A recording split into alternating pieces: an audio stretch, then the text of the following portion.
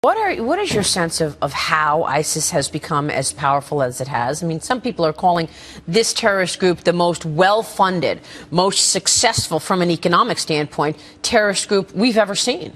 Yeah, no, there's no question about it. We haven't seen this type of organization before. And they were able somehow to get under the intelligence radar screen. They moved, this is in, let's say, January of 2014. They took over Raqqa, which is sort of their capital city now. It's a city of a couple 100,000 people. It's a big city. We apparently didn't know about this. They then move into Mosul, which is the second biggest city in Iraq, 1.5 million people. They go in there, basically, undeterred. The Iraqi military, when they went to stop them, many of them just abandoned their weapons and left. In doing that, they were able to rob the National Bank of Iraq for almost $1 billion.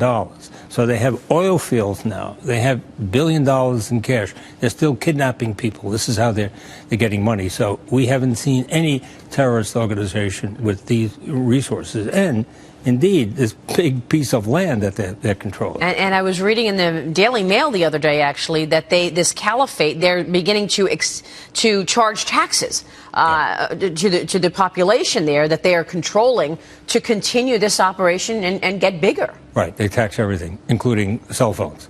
So, and of course, they operate with this total umbrella of brutality, so that people very much stay in line if you see your neighbor who is beaten or even beheaded. So that's all part of their regimen. This is what they do.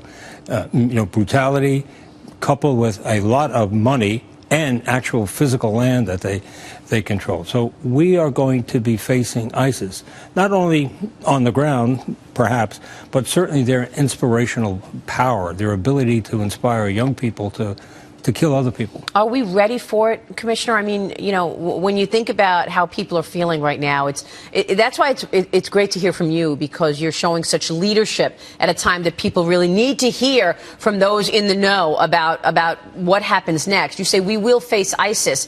What kind of implications are you expecting going forward? Do you think this is going to put a freeze on activity in New York? I mean, how do you expect people to behave given the events of the day around the world right now? Well, I hope people, certainly in New York, operate and conduct their lives the way they always would. This city has invested more than any other city in protecting itself. There's not much more that can be done. Obviously, you see these shows of force, and that's a good thing. But the things you don't see are equally important. Intelligence operations, gathering information, conducting investigations is a very robust capacity here in this city. No guarantees, though. No guarantees, particularly when you're dealing with people who will give up their life. Right. So people, if you're willing to give up your life, you can cause an awful lot of damage, irrespective of what protections are in place. Which is what ISIS is doing. They are doing suicide bombers right. in all parts of the world. I mean, and it's hard to keep track of what they may do next, because here we wake up this morning and we see what's happening in Mali. You just don't know what path this will take. Yeah, and the simplicity of it is kind of equally frightening, because we see in Paris AK-47s, the most ubiquitous weapon in the world. Semi-automatic rifles are being used. Everybody who died in Paris, except for the 2 suicide bombers, died as a result of just rifle fire. So they went in with simple weapons, killed a lot of people.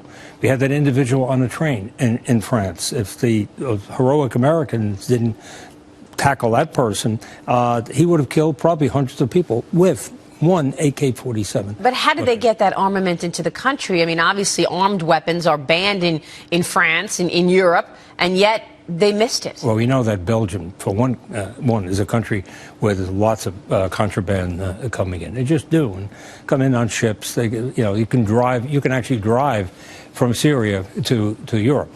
Okay. So yeah, there are many ways of getting it in, and they have their own gun problem. Believe me.